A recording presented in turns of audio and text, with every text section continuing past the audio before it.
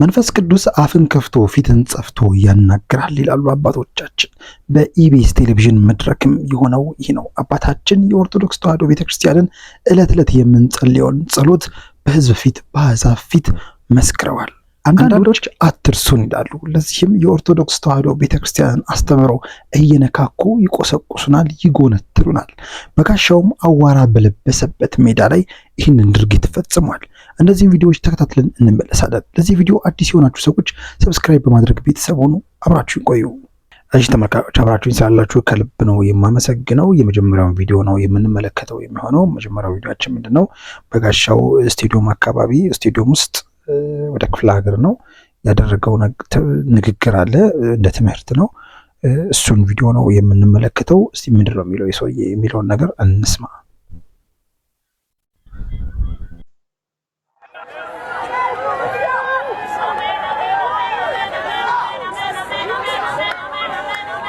የሚሰገድለት አንድ አለ። የአክብሮት የጸጋ እያልክ ልቤን አትላጠኝ እባክህ። እኔ የፎረሽኩበት ጫውታ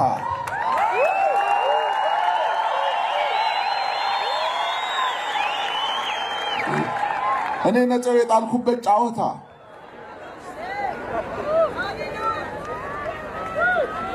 ተማሪ እንኳን ቀድሞ ተፈትኖ ገብቶ ጥያቄው ራሱም ይሁን አይሁን ሲወጣ ግን መልስ ይናበባል እኮ። ከዛ ከሳተ ተበላው ይላል። እሱ የተበላበትን ሄደ አስምረ ለመበላት ነው እንደ አንተ የምትንደረደረው።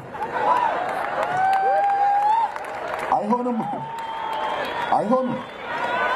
የአክብሮት አለ፣ የጸጋ አለ፣ የአምላክ አለ። እኔ ደግሞ የሚያሳዝነኝ ጴንጤውም ተቀብሎ ይሄን የሚል አንዳንድ ነው ጎጋ ጴንጤ አለ።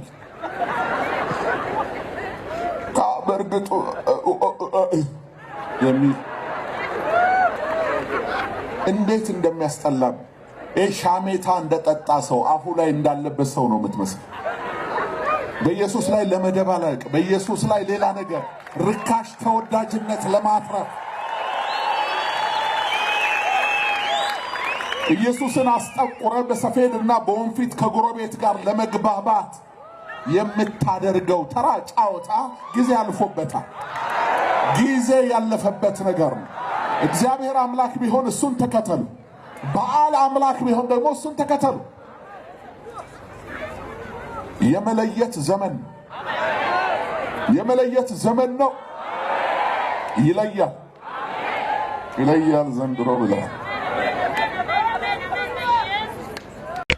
እሺ ተመልካቾች እንዳደመጣችሁት ነው። በጣም እንትን ነው። በነገራችሁ ላይ ምንድነው በጋሻው በተለይ በጋሻውና መሰሎቹ የሚያስተምሩት ሐሳብ ስለሌላቸው፣ እነሱ የሚያምሩበት የተለየ ጉዳይ ስለሌላቸው ዕለት ዕለት በየመድረኮቻቸው እያደረጉ ያሉት ምንድነው? ቀድሞ የሚያውቁትን የነበረውን የኛን አስተምህሮ መተቸት፣ ሕጸጹን እያወጡ ማውራት፣ በቃ የቤተ ክህነቱን ጉዳይ የአስተዳደሩን ጉዳይ እያነሱ እንደ ትምህርት አይነት ነገር እያደረጉ ማውራት። በቃ ይሄን ነው አሁን እየተካኑበት ያለው። ሰው ደግሞ አንዱ ሲተችለት ሲታማለት ብሎ መስማት ልማዱ አድርጎታልና ይሄን ነው እያደረጉ ያሉት። በቃ እርግጥ ነው አሁን ተለይቷል እኮ፣ እነሱም ተለይቷል፣ እኛም ሌላ ነን። እነሱና እኛ ጽንፍና ጽንፍ ነን። ስለዚህ የኛህን ጉዳይ እኛ የአምልኮ ስግደት፣ የጸጋ ስግደት፣ የአክብሮት ስግደት እያለን የምናምነውን ጉዳይ ለምን ነው የሚታቸው ሰውዬ? በቃ አሁን የራሱ አስተምሮ እንደሌለው ነው የሚያሳውቀው። የራሱ አስተምሮ ቢኖረው ኖሮ የራሱን አስተምሮ ለተሰበሰበው ሕዝብ ይነግራቸዋል። ኦርቶዶክስ ተዋሕዶ ቤተክርስቲያናችን ግን በእነዚህ ጉዳዮች በስግደት ጉዳይ ጥንቅቅ ያለ ትምህርትና ልቅም ያለ አስተምሮ ነው ያላት። በተለያዩ መድረኮችም አባቶቻችን፣ ወንድሞች፣ እህቶቻችን ይህን ጉዳይ ሲያስተምሩ ሲናገሩ ሰምተናል፣ አይተናል።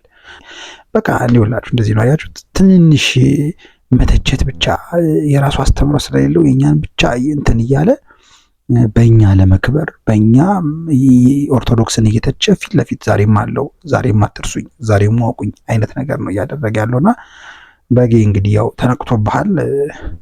የሚሰሙክ ማን እንደሆኑ ይታወቃሉ። ምንም የተለየ ነገር እንደማትፈጥር እናውቃለን። ወደ ቀጣዩ ቪዲዮ ነው የምናልፈው። ቀጣዩ ቪዲዮአችን ደግሞ ኢቢኤስ ቴሌቪዥን ላይ ባለትዳሮቹ የሚል ፕሮግራም ይመስለኛል። እሱ ፕሮግራም ላይ ትልልቅ አባቶች አባትና እናት ናቸው የተገኙት። አባትየው አንድ ድንቅ ምስክርነት ሰጥተዋልና እሱን ነው የምናየው። በጣም የሚገርም ነው። እስቲ እንመልከተው። አምላካችን ጌታችን መድኃኒታችን ኢየሱስ ክርስቶስ ስሙን ጠርተን እስቲ እናመስግነው። አባታችን ሆይ ብለን አባታችን ሆይ በሰማይ የምትኖር ስምህ ይቀደስ፣ መንግሥትህ ትምጣ፣ ፈቃድህ በሰማይ እንደሆነች እንዲሁም በምድር ትሁን። የዕለት ምግባችንን ስጠን ዛሬ፣ በደላችንን ይቅር በለን እኛም የበደለንን ይቅር እንደምንል። አቤቱ ወደ ፈተናም አታግባን፣ ከክፉ ሁሉ ጠብቀን አድነን እንጂ መንግሥት ያንተ ናትና ኃይል፣ ክብር፣ ምስጋና ለዘላለሙ አሜን። እመቤቴ እርግቧ ቅድስት ድንግል ማርያም ሆይ፣ እመቤቴ ቅድስት ድንግል ማርያም ሆይ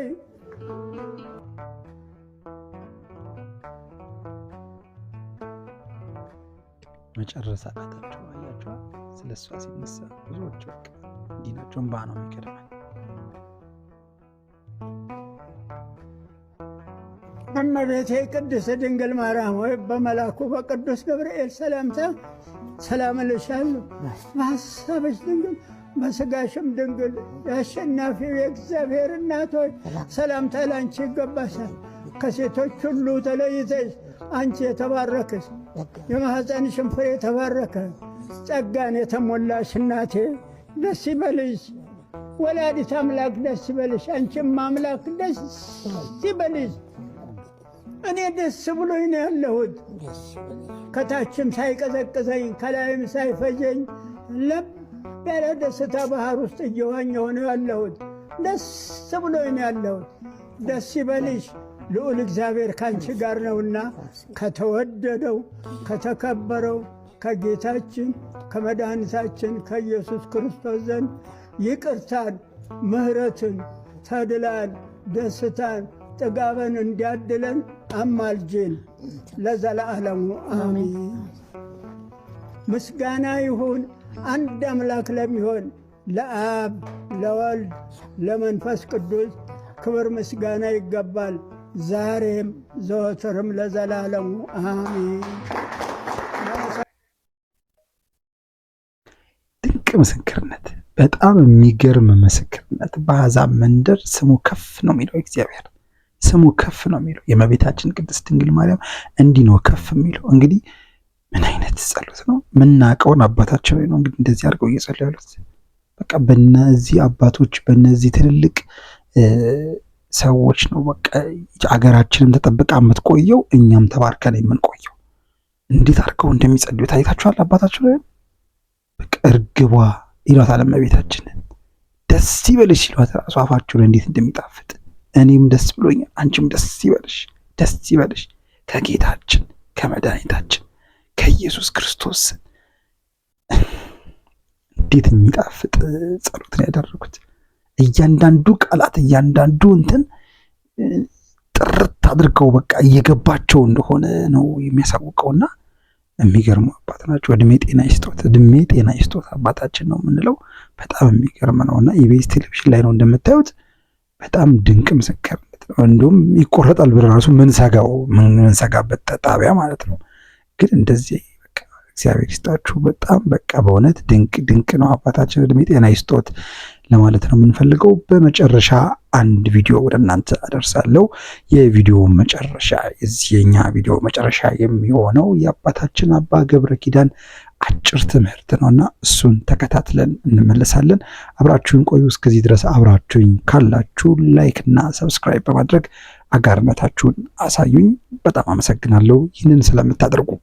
የህይወት መንገድ ክርስቶስ ነው ይላል። እንዲሁ ሞኝ እንቁራሪት አሉ ማታ ማታ ባህር ውስጥ የምትጮህ ባህር ውስጥ እኔ ብቻ ያለው እየመሰላት ነው አሉ። እንዲሁ ይገርማል። ጨዋታ ነው፣ እሺ ጨዋታ ነው። ሰው ነው ያለኝ። እንዲሁ የእንቁራሪት ጩኸት የሚጮህ አለ። እሱ የሚያውቃትን ጥቅስ እኛ ያልገባን የሚመስለው ማለት ነው። በመምህር አምላክ ሊኖር አይደለም እንዴ?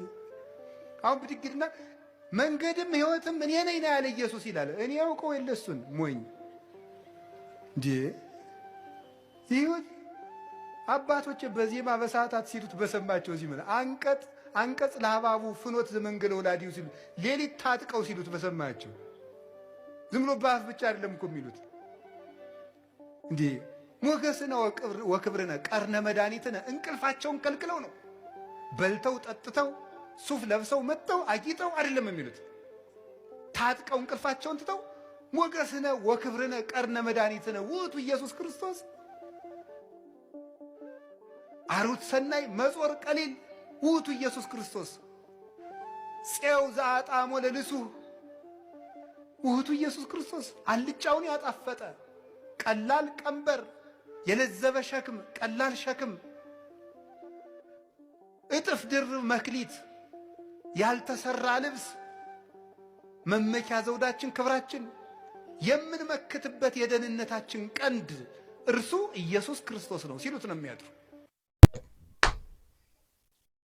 ይሄ ነው ምስክርነት። በቃ ምንም ብዙዎች ስለ ክርስቶስ ማንሰብክ ስለ ክርስቶስ ማናወራ ይመስላችኋል። መጽሐፍ ቅዱስን የማይሰበክ ቤተክርስቲያናችን ውስጥ ይመስላችኋል። ግን ሰዓቱ፣ ሌሊቱ፣ ቀኑ አይበቃትም። ቤተክርስቲያናችን እያንዳንዱ ቀንና ሰዓት ተከፋፍሎ እያንዳንዱ ጊዜ የራሱ ጸሎት የራሱ ዝማሬ ያለበት ቤተክርስቲያን ነው። በየጊዜው ክርስቶስን የምትሰብክ ቤተክርስቲያን ናት እንጂ ርትዕት ኦርቶዶክስ ተዋሕዶ ቤተክርስቲያናችን ማለት ነው። ስለዚህ ምንም አይገርመንም፣ አይደንቀንም። ብዙዎች እንዲህ ቢሉም ብዙዎችም ያንና ይህን ቢሉም ስለማያውቁ ስላልገባቸው ስላልቀረቧት ስላልቀመሷት እንደዛ የሚሉትና እኛ ብዙም አንደነቅም። ግን እቺ ኦርቶዶክስ ተዋሕዶ ቤተክርስቲያናችን እጅግ ሙሉ በኩሌ የሆነች ናት። ክርስቶስን ዕለት ዕለት የምትሰብክ ናት። መጽሐፍ ቅዱስን የምታስተምር ቤተክርስቲያናችን ናት ለማለት እንፈልጋለን። አብራችሁኝ ስለነበራችሁ ከልብ ነው የማመሰግነው። የዛሬ